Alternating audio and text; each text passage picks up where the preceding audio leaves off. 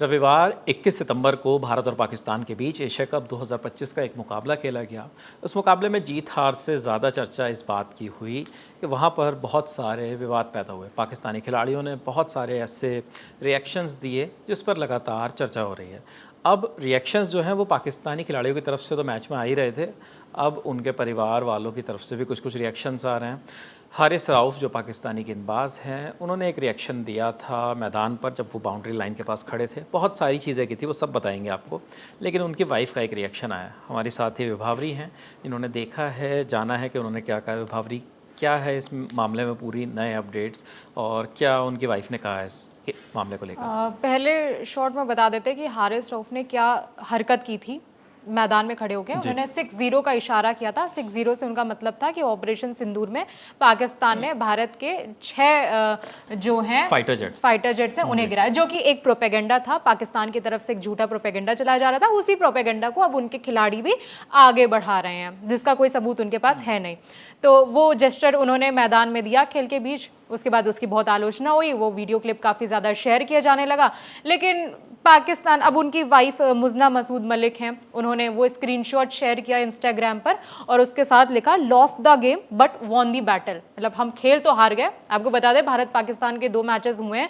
पहलगाम आतंकी हमले और ऑपरेशन सिंदूर के बाद दोनों मैचेस पाकिस्तान भारत से हारा है। तो उन्होंने लिखा कि खेल तो हम हार गए, लेकिन हम बैटल यानी कि जंग जीत गए हैं, जबकि जंग और खेल हालांकि वो दोनों ही हारे हैं। तो ये उनकी वाइफ ने लिखा है उसमें, और ज़्यादा इस कंट्रोवर्सी को बढ़ाया है। जो खेल का एक डिसिप्लिन होता है उसको और ज़्यादा उसकी धज्जियां उड़ा दी हैं। बीजेपी का भी एक रिएक्शन आया है। बीजेपी के जो एक्स हैंडल है उससे इस पर प्रतिक्रिया दी गई।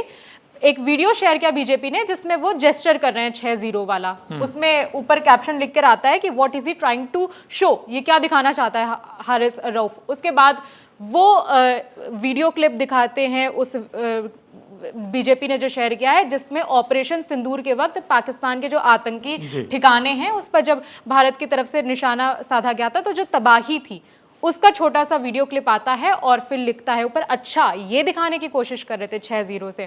तो मतलब एक सार्काज़म है जो बीजेपी के पेज से शेयर किया गया है। बिल्कुल।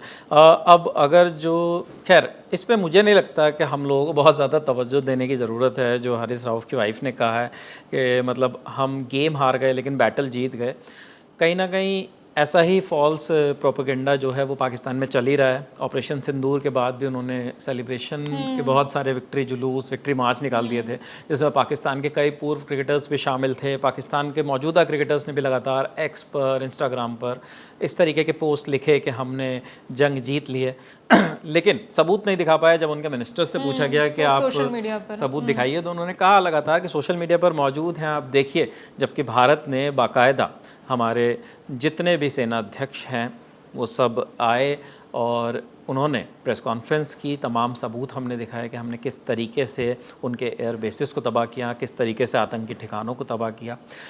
खैर वो सब बातें पिछली हो चली थी, बीता वक्त हो गया। उसके बाद भारत पाकिस्तान अब एशिया कप 2025 में खेल रहे हैं, क्योंकि एशिया कप टूर्नामेंट है जिसमें एशिया की टीमें खेलती हैं। भारत पाकिस्तान के अलावा श्रीलंका, बांग्लादेश, अफ़गानिस्तान, ओमान, यूएई जैसे देश इसमें शामिल हैं।